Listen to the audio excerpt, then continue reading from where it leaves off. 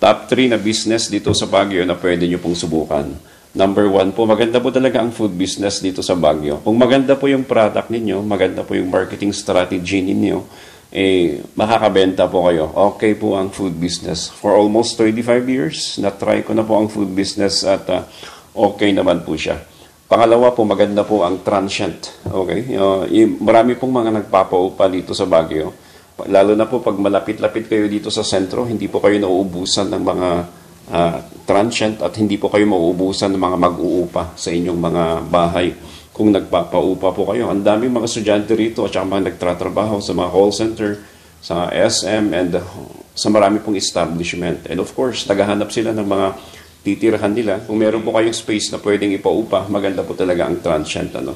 At saka, maganda rin po ang buy and sell ng properties dito sa Baguio. Although, kailangan mo ng puhunan, maganda po yung kitahan.